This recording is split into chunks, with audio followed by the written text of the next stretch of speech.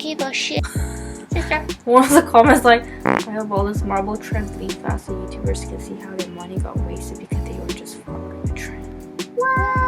What's up guys, this is QQ. So it's been a really long time since our last fashion DIY, and today we brought something very festive and full of holiday spirit. I know this is a last minute DIY and we're not even sure if this is gonna go up on the Christmas or Christmas Eve, but either way we're still late, so might as well just upload it. So for this DIY we incorporated 3 things that are currently in trend in fashion, which are velvet, plaid, and ruffles, and it's very extravagant but it's meant to be that way for this holiday, and it's a great statement piece for upcoming holiday parties. So for this project you'll need half a yard of plaid fabric, 1 yard of velvet fabric, and 1 invisible zipper. And also we have one announcement for you guys, which is that from now on we're going to show you guys the entire outfit look at the end of the video, so stick with us till the end. First thing first, grab your favorite sweatshirt. Next we're going to trace the center, front neckline, back neckline, shoulder, armhole, side seam, and the hem. Once you're done, you should end up with something that looks like this.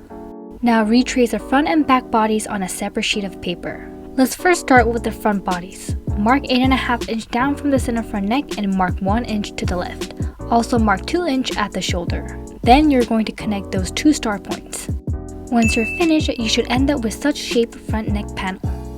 Next, draw 1/4 inch seam allowance for the neckline and 1/2 inch seam allowance for the rest and cut 1 on fold. For the remaining front bodies, we're going to draw 1/2 inch seam allowance all around except 1 inch for the hem. Cut 1 on fold. Let's move on to the back bodies, and it's basically the same procedure as the front bodies. Mark 6.5 inch down from the center back neck and mark 1 inch to the left. Also mark 2 inch at the shoulder. Then you're going to connect those 2 star points. Once you're done, you should end up with such shaped back neck panel. Now let's give 1/4 inch seam allowance for the back neckline and 1/2 inch seam allowance all around and cut 2. For the remaining back bodies, we're going to draw 1/2 inch seam allowance all around except 1 inch for the hem. Cut 1 on fold. To create the wristband, first measure the circumference of the widest part of your palm.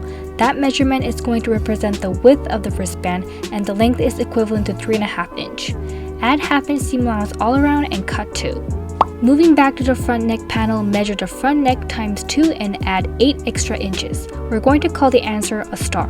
Similarly, measure the back neck measurement times 2 and add 5 extra inches. We're going to call the answer a triangle. Next, the addition of star and triangle measurement will represent the length of the neck ruffle, and the width is equivalent to 1 3/4 inch. Add seam allowance accordingly and cut 1 on fold. To create the panel ruffles, measure the front panel side seam and add 12 extra inches. We're going to call the answer a circle. Next, measure the back panel side seam and add 7 extra inches. We're going to call the answer a pentagon. Draw a rectangle with a length that is equivalent to addition of circle and pentagon measurement and width that is equivalent to 3 1/4 inch. Next, add 1/2 inch seam allowance only at one side of length and cut 2. Last but not least, trace half of the sleeves of your favorite sweatshirt. Before you move on to the next step, readjust the width of the sleeve's wrist so that it is equivalent to the half of the measurement of the width of the wristband. Phew! Add 1/2 inch seam allowance accordingly and cut 2 on fold.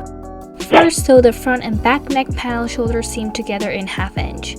Next, place the front and back bodies facing right sides together and sew the side seams and the shoulder seams in 1/2 inch. For the wristband, fold in 1/2 inch widthwise and close it in 1/2 inch seam.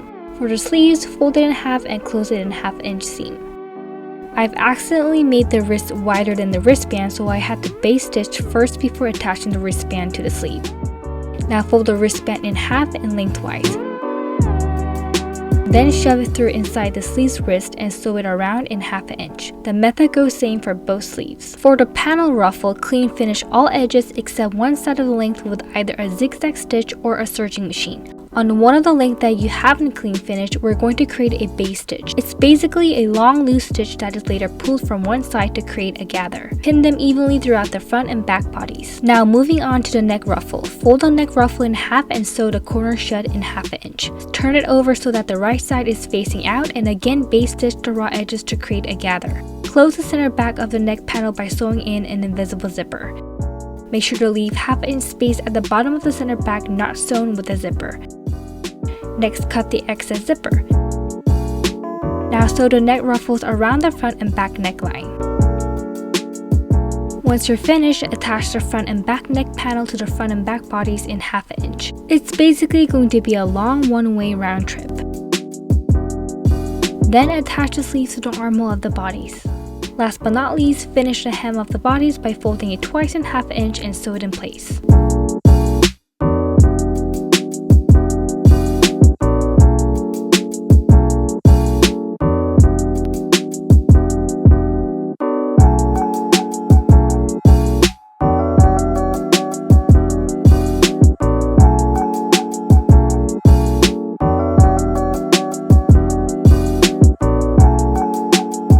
Merry Christmas and a Happy New Year! I hope you guys have a very safe and beautiful time with your families and friends. We'll see you guys very, very soon. Bye!